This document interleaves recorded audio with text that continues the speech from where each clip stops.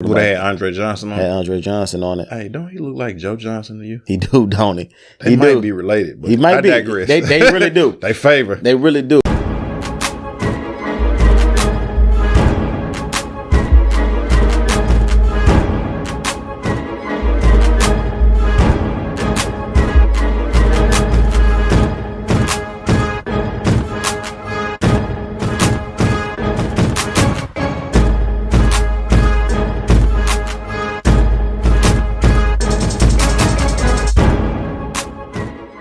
Welcome to another episode of the Presidential Executive Podcast. Your boy JB, my homie Rag over here. What is going on, brethren? Man, you got it. You know me, man. Slow motion. Keeping it presidential. Slow motion, keeping it presidential. Actually, I got my executive mindset kind of shirt on, you know, your greatest weapon this year.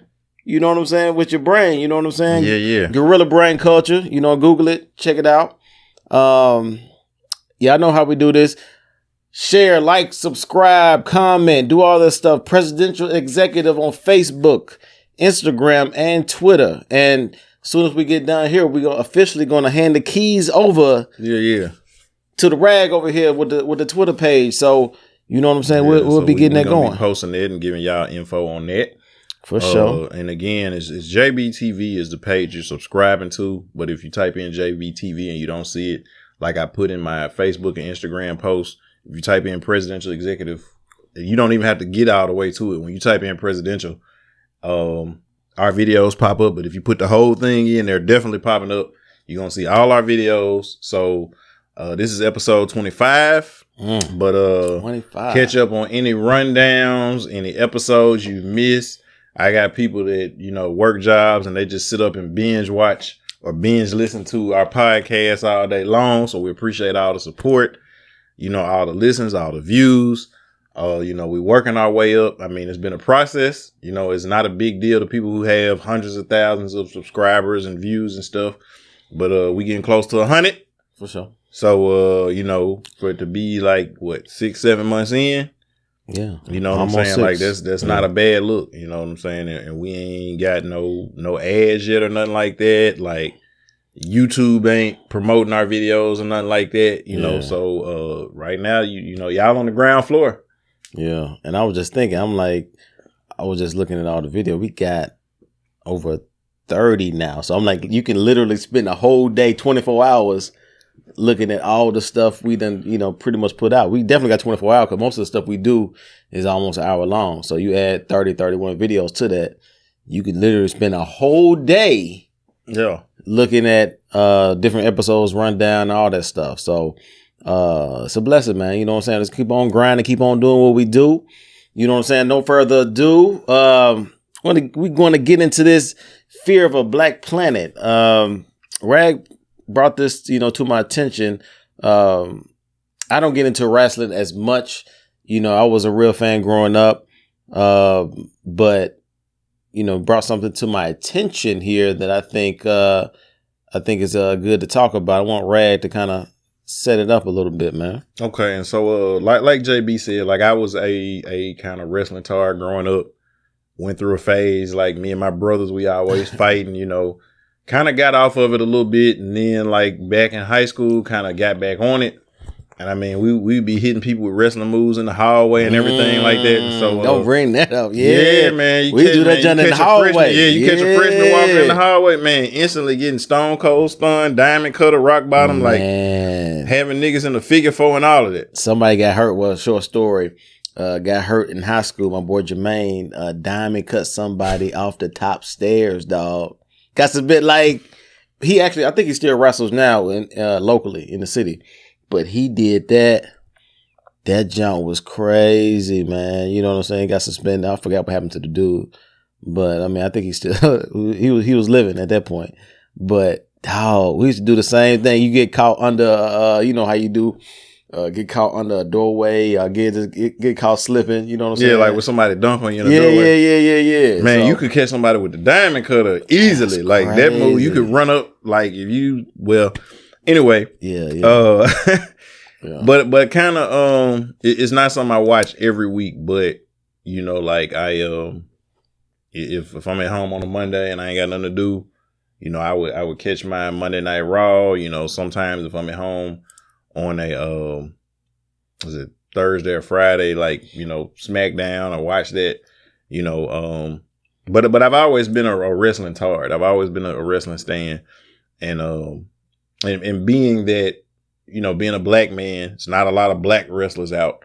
Yeah. So growing up, like I liked, you know, like of course Junkyard Dog is the older one, you know what I'm saying? Like, but then, you know, we had like The Rock, you know, Booker T, Farouk / Ron Simmons, Kamala. Yeah, Ahmed Johnson, Mark Henry, like even though some of them wasn't always a bit, like you kind of would watch and see because it's like that's me, that's like me. Right. And so so the last year it's been this group, and three of the 4 guys that are in this faction. And for those of you who don't know, a faction in wrestling is like a group or a clique. 3 of the guys have been wrestling for almost 20 some years, if not longer. Mm-hmm. So you got MVP, Bobby Lashley, and Shelton Benjamin. Mm-hmm. And so, and again, if you watched it, you know, like MVP got made with the late Chris Benoit. And I mean, we're not going to talk about what he did with his family, but that's what propelled him as a wrestler, because he looked good. Like, you wrestling in there with Chris Benoit, you got to actually be able to go. Technical. And he said Chris Benoit made him who he is. You know what I'm saying? And then he had the mouthpiece and all that, but he's a good ring technician. You got Shelton Benjamin, who came in with Brock Lesnar. They was best friends in college. They wrestled in college together. They came on the scene together. So, you know, he was like a 2-time All-American.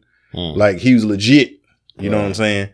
And when he came in with Kurt Angle. You know what I'm saying? He was a part of Team Angle. So, like, you know, this dude can go as far as wrestling go.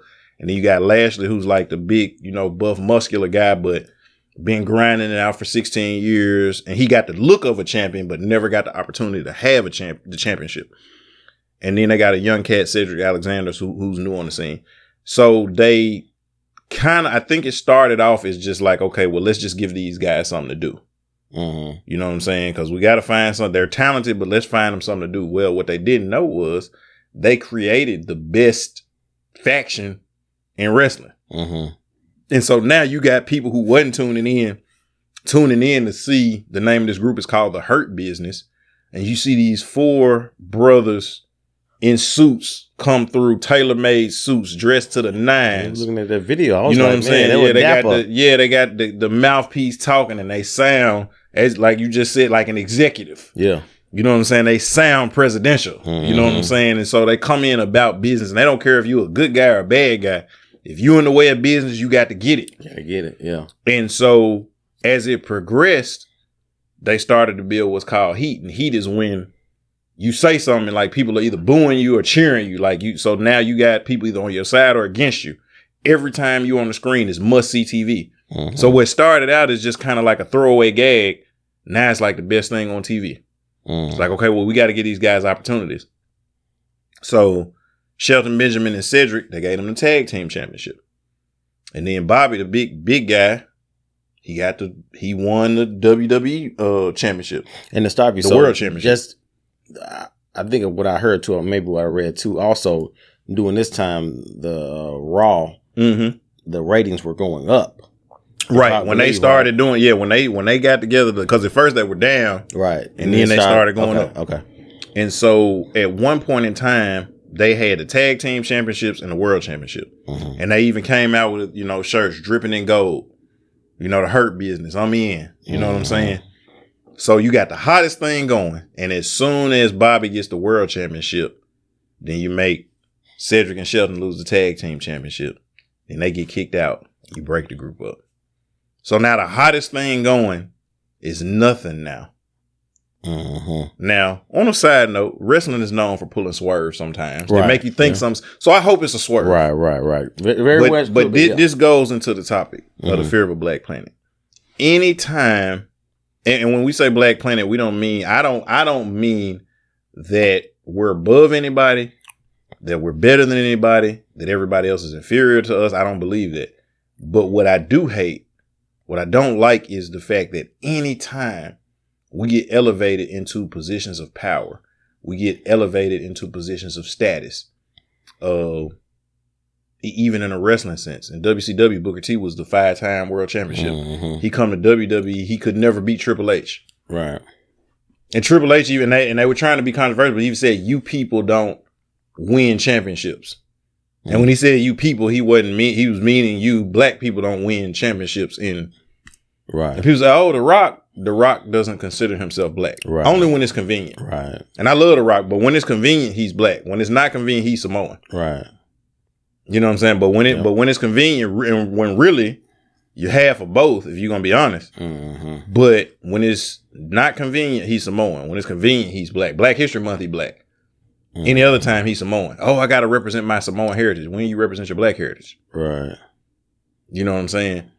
So they didn't give black guys the opportunity with the title a lot of time. And we've had some good ones in there. You know, so like you said, Booker T could go with anybody. Oh, yeah, Booker T was nice. You know what I'm saying? Like Bobby Lashley, if you watch his match, could go with anybody. Shelton Benjamin could go with anybody. Yeah. You know, like... And I believe Mark Henry, I think he won the Intercontinental one time. Right. And when they gave it to him when he... right before he retired.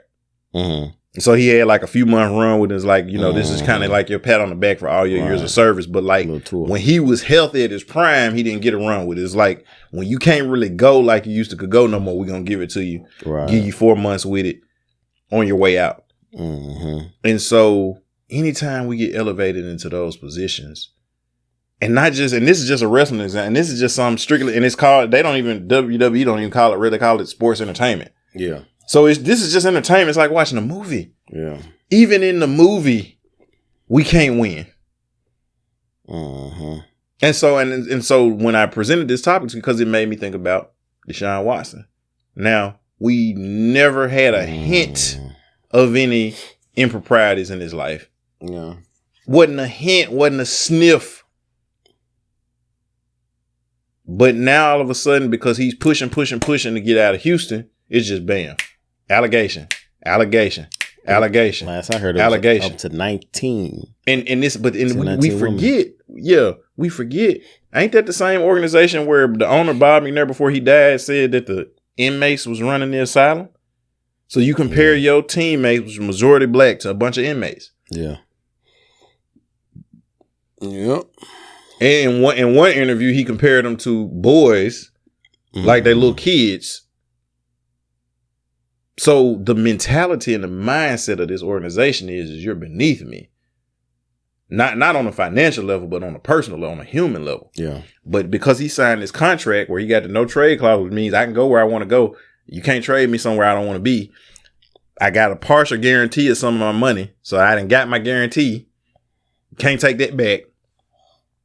And you know what else they got? They got a morality clause in the contract, which means if you violate something that they consider morality, they can void your contract out. So even if you go, so you got two options. You can stay. And I bet you if he decided to stay, I bet you all of the allegations would disappear. Or if you're going to go, we got to void your contract. Even if we can prove, because his lawyer said, oh, we going to fight. Yeah. So they're going to try to void the contract. Anytime we get in the position, and we can go down the list. And I ain't gonna name everybody because that'll be, you know, and I'm not pandering, but I'm just saying some people gonna try to argue. But when you look at the evidence, anytime we get in a position, and even one of the cleanest people we had, which was President Obama, they still tried to throw, oh, he wasn't born or he's not really a citizen. Yeah. Because they couldn't find nothing else. Right. Nobody cared about him smoking weed in college. So, okay, we got to find something else. Anytime we get in and what are your thoughts on that? That anytime we get in a position of power, we got too much power. They got to take it from us. And not only that, they make us look bad when they take it from us. Yeah, I mean, on a bigger scale, you can look at a lot of different examples. You said President Obama, you can look at Michael Jordan, but even on a smaller scale, like for me, you know, I grew up playing tennis. I was sure about to say, I know who you're going to say. And so say that. Anybody, I grew up like people. When I say I played tennis in high school or even, you know, on a national and regional level, like I grew up with black folks playing tennis. You know what I'm saying? It was this group in Memphis called TAMI, Tennis Association for Memphis Youth. Most folks from, you know, that couldn't afford, quote unquote, to play tennis. They gave you resources and you know, and teaching and stuff to get good in tennis. So it was about a group of 8 of us, 7 or 8 of us. You know what I'm saying? All black. Actually, out there in South Memphis, Bellevue Tennis Center, they kind of groomed us out there. Bellevue Tennis Center, then eventually went over to Leftwich Tennis Center, groomed us. You know, we high performance team. We training. We there every day in the summer. Just grinding. You know, it's just black folk. We just, you know, competing with each other, right? In a different sport. You know, we in Memphis. This is basketball city. You know what I'm saying? So, you know, so we, you get checked in school and stuff. Oh, you Andre Agassi, you know, this or that. You know what I'm saying? So you know, heard those jokes a lot. You know what I'm saying? But we were in the trenches, and so when we first started, we were down below. And if you're familiar with the Racket Club in Memphis, you know, they shut that down now. But, you know, as we started beating those kids. You know what I'm saying? And these kids, mind you, these are the white kids. They started when they were like 5 or 6 years old. We started, I was like 11, like 12, 13. And not to say, but so when you talk about the Racket Club, not just how they started, but generally like what type of tax bracket, talk about that, where they came from. Oh, yeah. From easily 6-figure families. Actually, one of the kids that I grew up with was, if you're familiar, Morgan Keegan. Yeah. Keegan, he got a big, you know, corporation. Right, you know right. So, you know, we talking, easily 6 figures. 7 figures. Oh, yeah, easy. You know what I'm saying? So, and if anybody knows about tennis is a more expensive sport. You talking about like with golf, you know, black baseball. People. Exactly. Yeah. Black people usually don't play those just because, you know, it is expensive. You know, you got rackets, you got, you know, everything that goes involved with, you know, with tennis is a lot to be going on. Probably renting out the facility to practice and stuff. Exactly. So it was, even in that niche I was in, these people literally were fire hot. You know what I'm saying? When we started to get good, you know what I'm saying? Cause we was all good with us when we was underneath their feet. When they were beating us, we just started, oh, you know, you're a good athlete. You know, you got some talent. You know what I'm saying? You're doing good. Once we got 14, 15, especially my sister Zarina, she got up there. She started whooping all them little white girls over there at the Racket Club. You know what I'm saying? They, you know what I'm saying? They didn't like that. Like I remember a few times getting called a nigga on the tennis court. You know what I'm saying? You know what I'm saying? When I was beating this dude so bad, like, you know, so even to that scale, like, this is our sport. You know what I'm saying? Like, you ain't supposed to be doing this, you know, especially during the time I'm talking like late 90s, mid late 90s. Like, you know what I'm saying? It was like, you supposed to be hooping, playing football, or doing something like that. But we had, like you said, a group of 7 or 8, you know, black players really coming up, you know, from nothing. And now we beating these same kids that, you know, been spoon fed, have been, you know, having a tennis racket in their hand since they was 5, 6, 7 years old.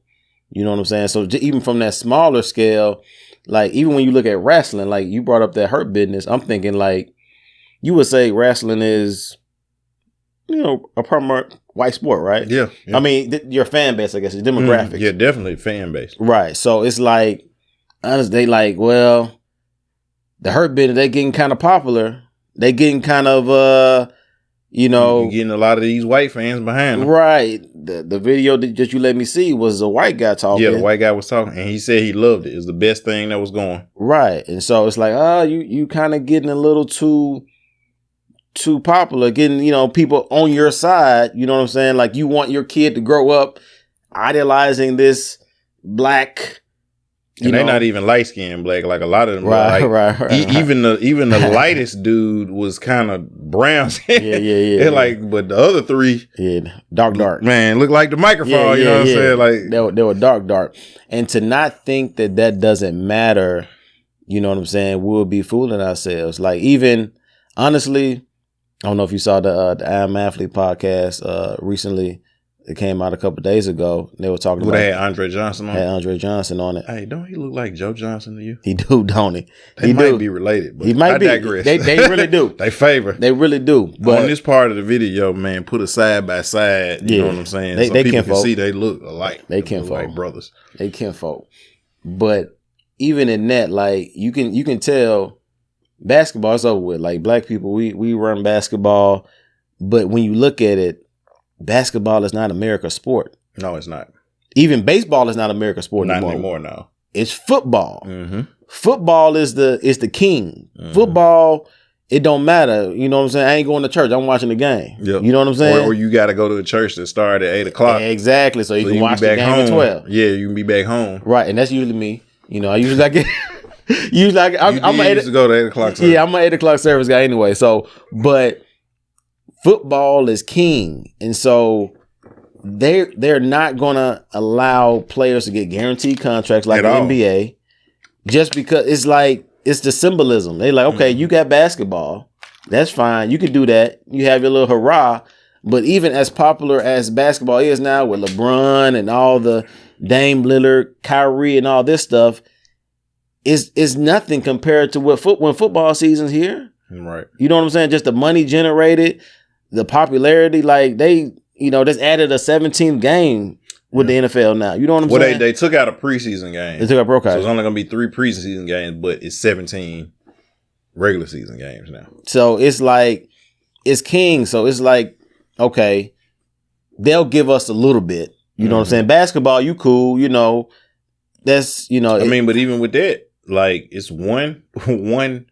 black majority, and he's not even the whole owner of the team. Like, he's just a majority owner. Yeah, he majority of the team in Michael Jordan. Yeah. And even like when Jay-Z was an owner of the Nets, like, he wasn't a majority owner.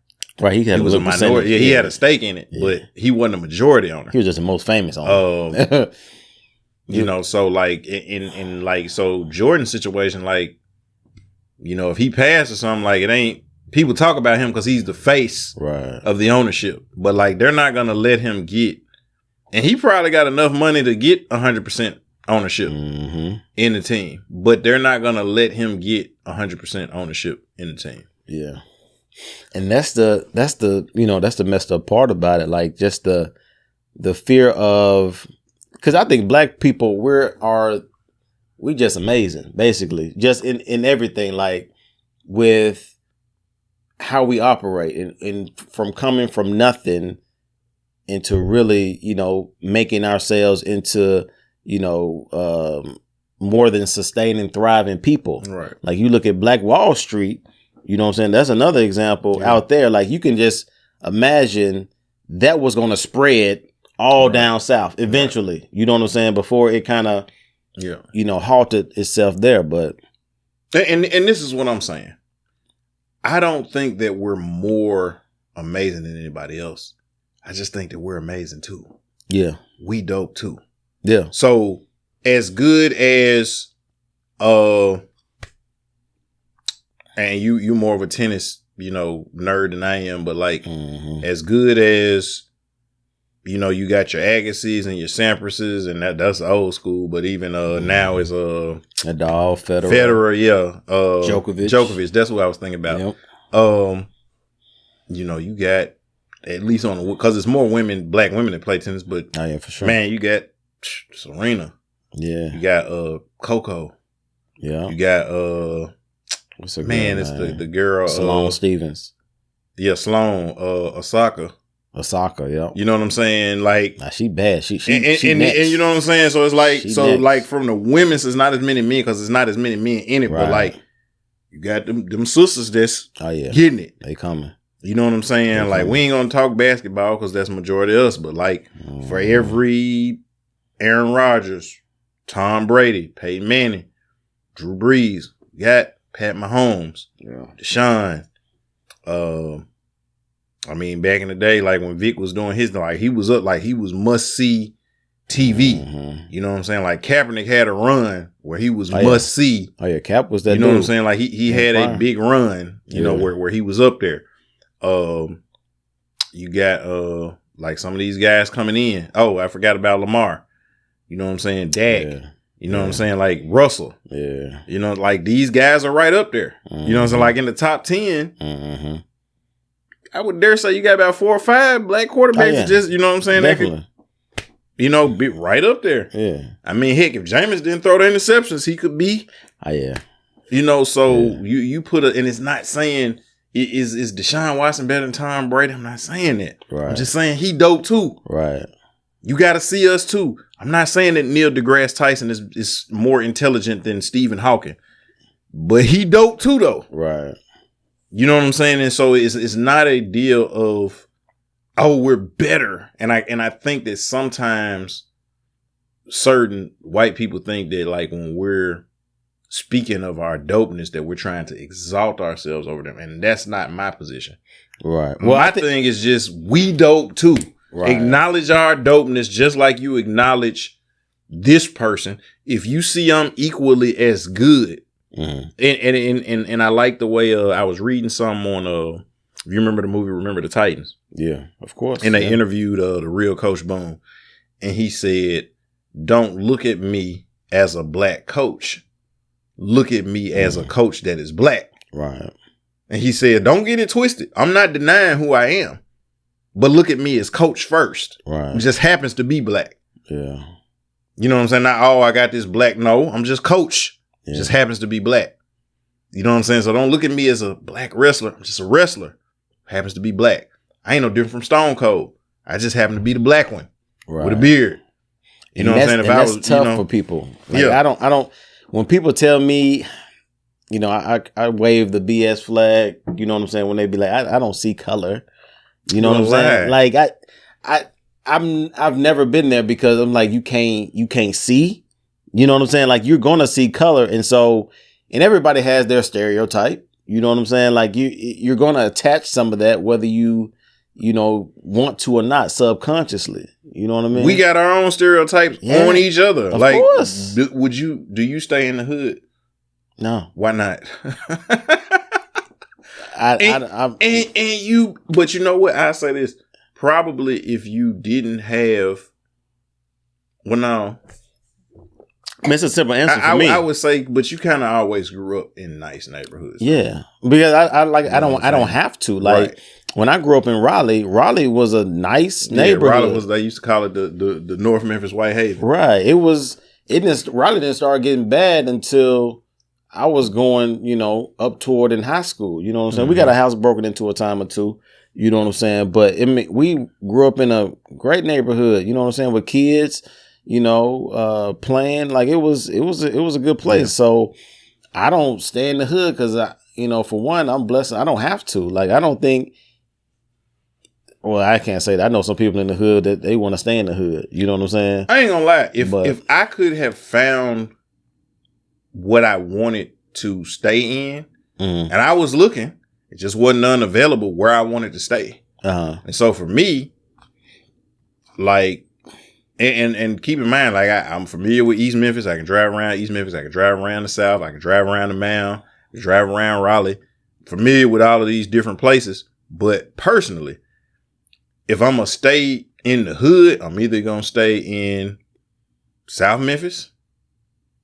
You know what I'm saying? Or I'm going to stay in Raleigh.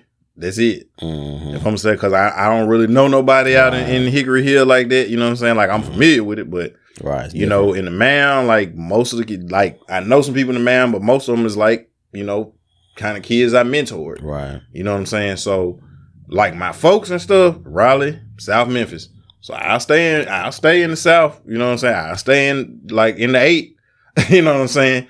But if it ain't there, so for me it's like, well, if I can't find exactly what I want, then I just move wherever I want. Right. You know what I'm saying? And that's, so for a while, that's why I was out in the country. I was out in Millington. Right. Now I'm out. I done sold out. You know what I'm saying? I done got bougie like you. You know what I'm saying? Hey. I'm in Bartlett now. Look, you know what I'm saying? I done sold my soul. I tell anybody, bro, like, I'm not in the hood because I don't want to and I don't have to. And also because I got kids. Right now, I think about school systems. When I bought this house, I was looking at where I want one of my kids to go to school at. You know what I'm saying? We don't have zoning no more. Yeah, they do. I mean, like you can't be. Now I don't know if you can stay in Memphis and send your kid to Bartlett, but like if you was gonna send your kid anywhere in Memphis, like no matter as long as they can get to school. Yeah, Memphis, but like in Bartlett, like you gotta. Yeah, you have to be a resident of Bartlett. Yeah. So I'm about that life because you know how Memphis City Schools is now. I mean, but Central's still good. Oh, it is. Yeah, Central. I mean, I don't. It's only like 2 or 3 schools. Last time I checked, East was pretty good still. Okay. I know White Station always been good. Yeah, White Station always been. I mean, but that's what I'm saying. But like for me, you know, as much as I would love for my kid to go to Raleigh, certainly not going to Craigmont. You're not Seamont. But like I said, Central for me, because that's not too far. Like I still got Central, like right down the street from South Memphis. So like I still got relatives, you know, all my folks out that way. So it wouldn't be no thing for, you know, my kid to go, you know, there. But yeah, like, but I brought that up, you know, because you were talking about the stereotypes. But even with us, it's like the realization that like we know what goes, at least we think what we know based on our experience. And so we've made our decision based on because really most stereotypes is what we have up here. Not necessarily based in fact. It's just what we think, what we believe that we know. You know, and like you always keep your head on the swivel, just like, that's what we do. Like the same people the white folks, you know, not afraid of or, you know, concerned about. Right. We are. Right. You know what I'm saying? Yeah. It's just we handle it differently. Right. You know what I'm saying? Right. We approach it differently. We're not, you know, we just like, look, we just like, I don't sit with my back in a restaurant. Like I always gotta have, you know what I'm saying? Yeah, I face the door the whole time. Like my wife was like, what's wrong? Just like, this is where you gotta see what's going on. You gotta be able to know what's going on. That's how I roll. So, you know what I mean? Like, just like white people say, I don't want no niggas running up on me. We don't want no niggas running up on us either. Like at all. So yeah, so it's that whole thing, man. But it's real though, man. Because I hate, you know, you put the spiritual on it, you know, put the spiritual side on it. But I mean, the fear of, you know what I'm saying, some a group of people that's supposed to be inferior. And to your point earlier, like I don't think black people think, okay, I'm better than you, but it's just like be like, dog, we so resilient. I think that's the word. You know what I'm saying? We're so, you know, just we'll make, you know, something out of nothing. And I think that we wouldn't be so dogmatic about elevating ourselves if people would just acknowledge, like, hey, you know what? Forget you the best black man. You just the best wrestler. You just the best baseball player. Man, you just the best basketball player. You just the best. Because think about it like this. People knew Jose Canseco was using steroids. And he looked white. Right. He's freaking, is either Puerto Rican or Cuban. But he looked white. Right. You know what I'm saying? So they ain't had no problem with it. Mark McGwire. Of course, All-American. You know what I'm saying? White guy. Like, but they knew. Both of them, the Bash brothers. They knew they was using steroids. When the Oakland A's won the World Series, nobody had a problem with it. Sammy Sosa's like, well, he speak Spanish. He don't consider himself black. You know, like he Blaxican or Cuban or Puerto Rican or whatever. Okay. Dominican, like, okay. But when the best won, Barry Bonds, who was considered the best baseball player, period. Right. But it's like, oh, but you ain't hitting the ones Big Mac hitting. Big Mac hitting 50. And he thinking to himself like, man, every other stat, I done won 3 MVPs already. He ain't got nan. All he doing is hitting home run. I'm stealing bases. I'm winning the Gold Glove for fielding and all that. Man, I got more better batting average, all that, but y'all don't see that. So let me do the same thing he doing. Because he was already better anyway. Not because he was black, just because he was better. Right. Better baseball player. But then once he got, oh snap, we really can't see him. Oh, and now all of a sudden, we got to start investigating. Like, man, you know what? Your arms you've gotten ridiculously bigger in the last few years. You ain't looking at Mark McGwire, rookie pitcher, and then the way he was looking when he was playing for the Cardinals. Yeah. They ain't looking at that. Ain't nobody want to talk about that. Ain't nobody want to talk about Roger Clemens, Mike Piazza, all them guys. Barry Bonds started doing it. Oh, now we got to start. Right. Oh, he got Hank Aaron record. We got to put asterisks. And again, that is a sport that is predominantly white, and that was America's sport probably up until that time when they started the steroid scandal. Yeah, so that. But this the crazy thing, and historically. Based on what the old players were saying, they was always using some type of illegal drug. The old players talked about using horse tranquilizers and horse steroids to give themselves an extra edge, talking about snorting cocaine so they can stay up and play them back-to-back games and things like that. It's a performance enhancer. Yeah. And I ain't never snorted cocaine, but I know some people who have, and anytime you go through a plate glass window and get back up like you don't feel nothing. Y'all saw Scarface. This nigga got shot 37 times. He's still up. That's a performance enhancer. Right. So they ain't got no asterisks, but and I'm not saying that Barry Bonds shouldn't have one. Yeah. I'm just saying that soon as he gets elevated, that fear of the Black Planet gotta take you down. We gotta put you done got out of place, boy. We gotta put you back in your place. I also want to give a shout out too, now that you brought up all this stuff, to the Baylor Bears. You know what I'm saying? For winning that championship against Gonzaga, which was pretty much the great white hype. That was they did have Suggs, and I want to say another one of their starters was a black guy. Yeah, actually they had two more in the starting lineup, but the rest of them. Yeah, most of their team. Historically, they've been a predominantly white team. Oh yeah, and they were hyped the whole year, trying to be number one, the second undefeated team other than Indiana in 1976. Right. To do all that, but just that whole, facade. Just to be real, like if Gonzaga won, they'll be on the TV right now talking about probably the greatest team of all time. They would have got a Sports Illustrated cover. Right. Now, Baylor, they're going to get their props, but they're not going to hype them as much as they do, as they would have done. Because matter of fact, even with the UCLA Gonzaga game was being called the greatest NCAA tournament game of all time. Mm-hmm. Some of them said that, yeah. No, that was that. Like I was, I subscribed. Like when I'm at work, a lot of times I just be listening to different ESPN. I'm on First Take and Undisputed, like all the sports stuff. Like the wrestling stuff. I just listen to different sports sites and podcasts, and that's all I'm doing. And that's one of the things because they had Dick Vitale on one of them. Mm-hmm. He was on the Rich Eisen show talking about it. They had Stephen A, Max Kellerman, like all these guys. Mm-hmm. And one thing I kept seeing, greatest NCAA tournament game of all time. Oh, the way the back-to-back, the way the block shot in the game winner versus UCLA. Jalen Suggs is going to be the number one pick. Now, the game was cold now. The game was cold. No, and I'm not knocking it. Yeah, but to your point, it's like what you said. If that had been, how come nobody talk about when UNLV won, when they had Larry Johnson them? Nobody want to hear about that. Mm-hmm. You know why? Because they were running over everybody. You couldn't do nothing with the running ribs. Stomping. That's what happened last night.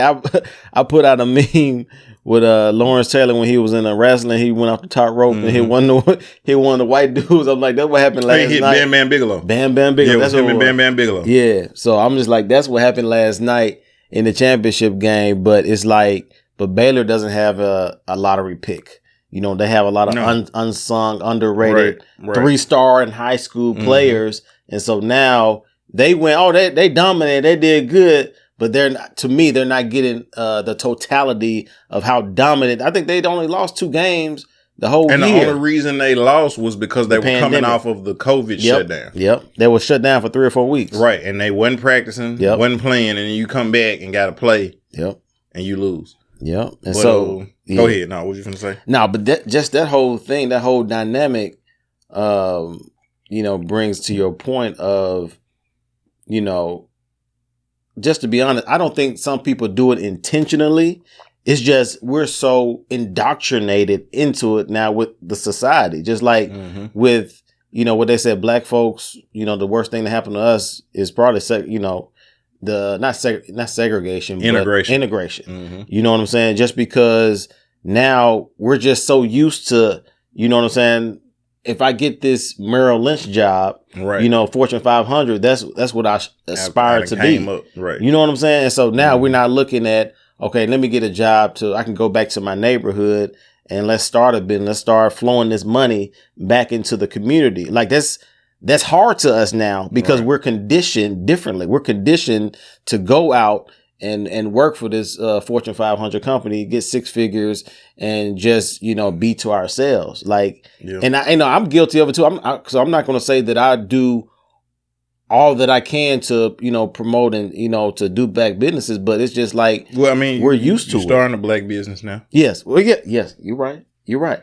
But it's like, that's hard to be like, to tell black people don't Black Friday. Let's do anything for Black Friday. It's like, like this is where we get most of our stuff. You know what I mean? Like, that's hard for us to do because we're conditioned over the years when integration came about. Just like, well, this is how you're supposed to come up.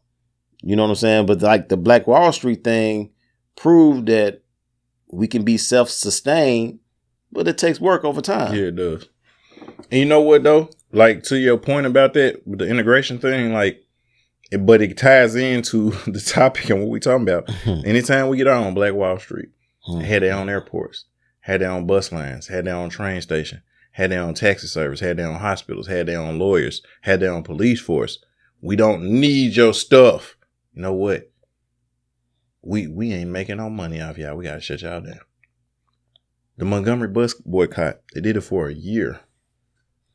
At the time, the bus lines down in Alabama lost $1.3 million. Now, I don't know what that is for inflation now, but I would dare say it's probably because that was in the 50s. That? 50? That was in the 50s. About 56, 57? Like 55. 55? Oh, yeah. So, if that was in 2021, you probably talking about maybe 15 to 20 million now. Yeah, 10 plus for sure. You know what I'm saying? 10 plus for sure. Yeah. So imagine a company or something losing 15 to 20 million dollars, which was why I was like, it wasn't a humanitarian thing. Mm-hmm. It was, oh snap, they can do it on their own. They get too powerful. Yeah. All of the jobs that were created because they had started their own taxi services down there. They started their own bus line that had black conductors running the bus lines and things like that. People were carpooling. Money was staying in the community. Clothes were being made. You see what I'm saying? Right. They were getting all their clothes all made. Of those businesses shut down once that happened. Yep. Man, look at the freaking ABA. The NBA was losing money. People talk about, the NBA was in the dark ages in the 70s. No, the reason why is because you had a competitor. All the players. And you had a lot of black players that would have been riding the bench in the NBA because some owner didn't want to play them or whatever. And now I get to showcase... Man, Dr. J. Iceman. And then the ABA was so cold, you had white guys like Rick Barry, Dan Issel, who I think he ended up being like one of the early owners or coaches of the Nuggets. Yep. But you had white guys going to the ABA to play. Rick because Barry it's like, started over there. Yeah, no, he started in the NBA. He was with the Golden State Warriors, but then he left and went to the ABA. Yeah, after that little strike with his contract. Yeah, he went to the ABA, but again, it was like all the real competition over here. Right. That's where everybody was playing at. You know what I'm saying? And so it was like, you had guys, what's the guy that Michael Jordan looked at? David Thompson. You know what I'm saying? Artis Gilmore. You had guys that was losing money. I even go back. Negro leagues. Baseball wasn't making as much money because you had white crowds going to see Satchel Paige, Jackie Robinson, Josh Gibson, Cool Papa Bell. Like, they're going to see these guys play now. Right. Just now. They're going to see these guys play. And it's even a dispute like, man, they could probably play with. I don't know if the Yankees could beat, the Atlanta Black Crackers or the Homestead Grays or the Memphis Black Sox. I mean, the Memphis Red Sox. Like, you know what I'm saying? Like it was a real dispute. But again, it's like, oh, wait, we're not making no money off that. We need their money. So we're going to start letting them in the stadiums. They got to sit way off somewhere. But again, like you said, that acceptance. They got the best athletes. But from their perspective, it ain't even about the athletes. It's about the money. You too powerful. We're not capitalizing off you.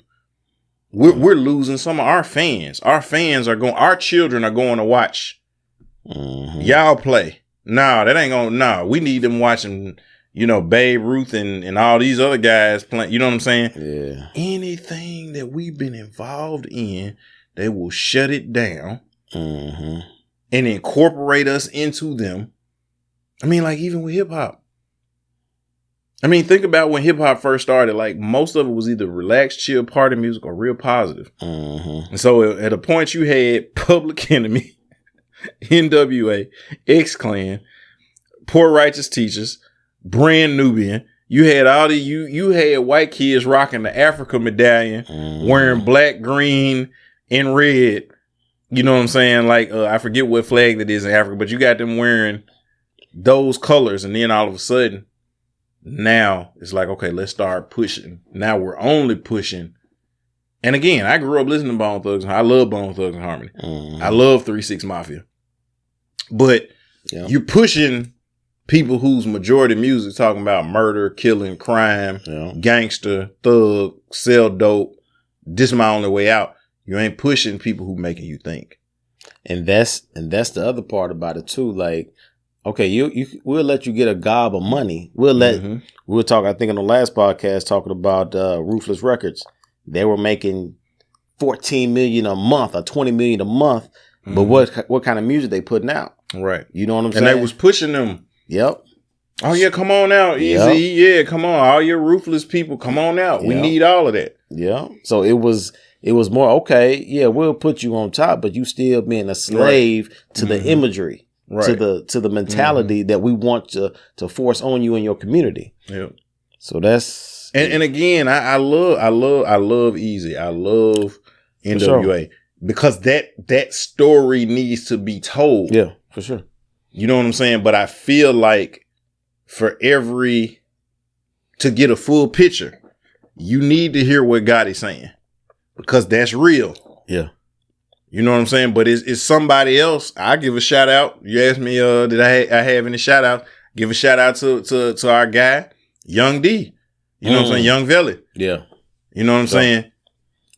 You need to hear that too. Right. You know what I'm saying? Cause he's talking about, man, healing the hood and we got to do better and this ain't the way to do it. You need to hear that too. Right. But ain't nobody behind that. No. You know what I'm saying? I need to hear what Dolph is saying. I'm not saying don't listen. You need to hear that. Right. You need to hear Pooh Shiesty. You need to hear Key Glock. You need to hear. Say your boy. What's your boy? Foogie. Foogie. Man, my guy.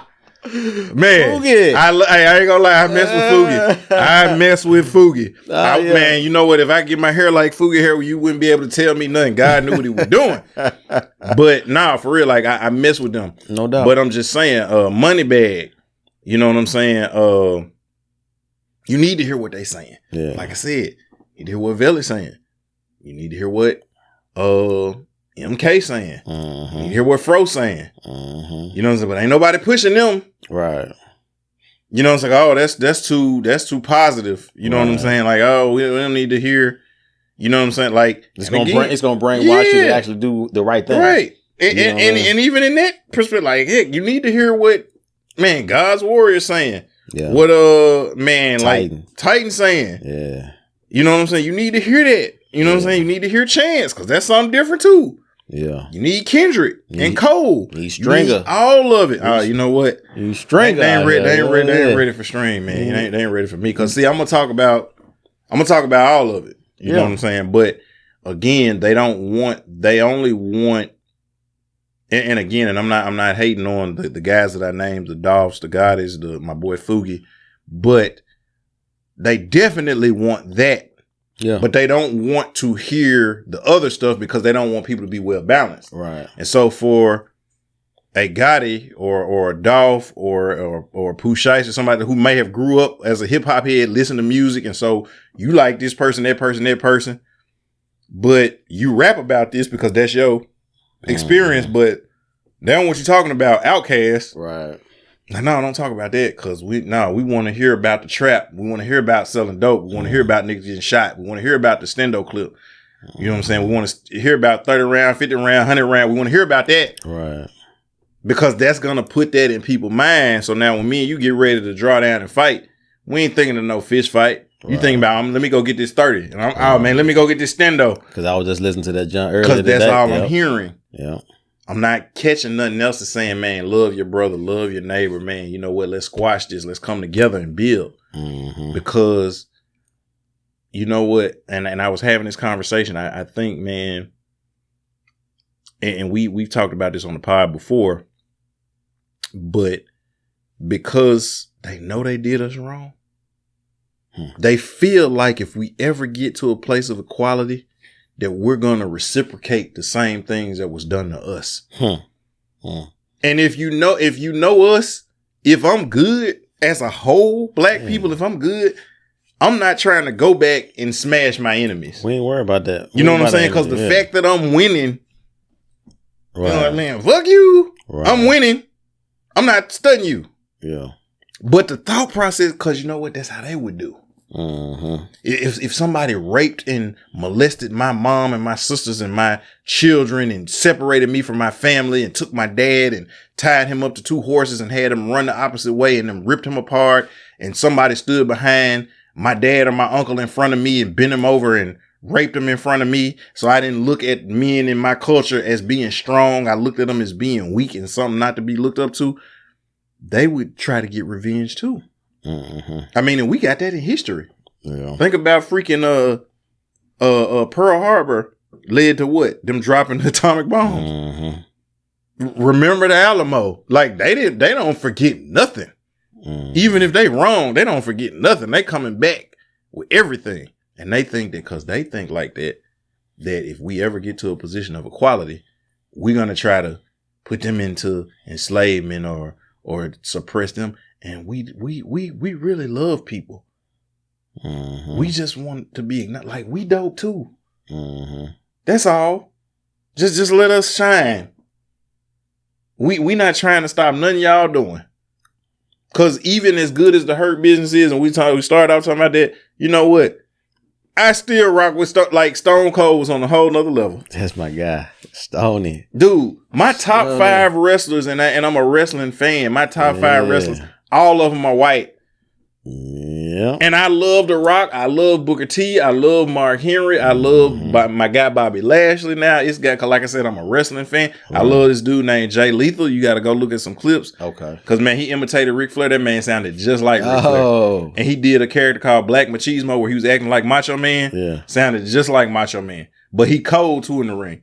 But, again, for me, Stone Cold, Ric Flair, not in any particular order. Stone Cold, Ric Flair, Mr. Perfect, Bret Hart, and Rick Rude. Well, let me just name mine 5. No you know what I'm saying? Like, and they all white though. Right. Mine would be probably Rock, Stone Cold, Jake the Snake, Macho Man, and the Ultimate Warrior. Only person I disagree with is the Ultimate Warrior. But this is the only reason why. Now you said your favorite. Yeah, only reason I say Ultimate Warrior is because like when you look at like I asked like you watch a Bret Hart match or Ric Flair match, Ultimate Warrior wasn't doing no holes or moves or nothing. No. That man just running, bouncing off the ropes, hitting you with the clothesline, shaking the ropes. Yeah. You know what I'm saying? Jumping out, picking you up and dropping you. But he did have a run where it's just like when that music hit, you get hype. Yeah. But again, like we talked about our quarterbacks. We talked about the GOAT quarterback. How many black ones did we have in there? We had none. 0. None. Because we were able to acknowledge, like, hey, it's a level of dopeness. Cold. Now, we talk about the top 5 wide receivers. Oh, yeah. It's over. You know what I'm saying? Well, top 10 wide receivers. We can go probably top 20. 15, 20, right. You probably go 20 without naming a white one. So, yeah. Top 5 basketball players. You know what I'm saying? Now, again, but top 5 golfers, you're going to have a black one in there. Yeah, you going to have one. Because Tiger got to be in your top 2. Oh, yeah. He for sure top 3. It got to be. Even if for a hater. You know what I'm saying? Got to be top 3 even if you're hating. Yeah, top 3. Certain stuff. Yeah. But with the same way we're able to acknowledge anybody who watch basketball for real and know the game ain't hating on Larry Bird. Right. Ain't hating on Pistol Pete. Ain't hating on John Stockton. Ain't hating on Nash. I mean, we might say he didn't deserve the MVP over Shaq. Yeah. You know what I'm saying? But like in terms of him being a great point guard, especially if he played in today's times. Cold. You know what I'm saying? Like we acknowledge that because we're objective. It ain't about him. And even if we see him being as white, we're going, man, that's a cold ass white boy. That's the way we're going to say it. It ain't no, well, you know, he's not this. And you got to look at what they do for. No, we're going to acknowledge the dopeness. That boy cold. And that's all we want. Yeah. Yeah. We not trying to suppress nobody. Like slavery was wrong on any level. Like I don't want no, you know what I'm saying? Like I don't know if white people think that if we ever got reparations or something, you know what I'm saying? We gonna have white people, you know what I'm saying, raking leaves in our front yard. You know what I'm saying? We gonna be standing out. I gotta steal the old Patrice O'Neal joke. Like you're gonna be standing out, looking at the man out in the yard, like, hurry up, Philip. You know what I'm saying? And you got his wife Susan up there to warm your bed up. You know what I'm saying? Like, right. They think that we're going, and that's not what we're about. Right. And that's the point. Like the whole fear of a black planet, it goes way deeper. We hit on a lot of the stuff too, as far as we talking obviously stuff in sports, even in the wrestling realm, music, politics, like all this stuff. It's all an agenda. You know what I'm saying? To try to, you know what I'm saying, keep us in that kind of same mindset of before, like right when we got out of slavery. You know what I'm saying? Like, you know, so it's dope idea for the what's the name when you always had the pictures up. Yeah. Remember Public Enemy way back in the day had out an album called Fearful Black Planet. Ah. And so when you do that, I think you should. I remember that right just when you said it. Okay. You should have a Public Enemy album, and then what I showed you, like with the Hurt Business, the picture with the four of them that kind of look like the Death Row album. Right. Have them like side by side, so it's kind of like a then and now type of thing. I think that'll be cool. Okay. He didn't give me that. He didn't did. Okay. He did the work for me on that. Okay. You see what I'm saying? Yeah. So it's showing like a then and now, so they don't think that we're forgetting. Because I just thought, I'm like, wait a second, like I knew that title, Fearful Black, like. Where did I get that from? It's an old Public Enemy album, Chuck D. Bet. Okay. Y'all, until next time, keep that executive mindset. Most definitely keep it presidential. Bow. Arrivederci.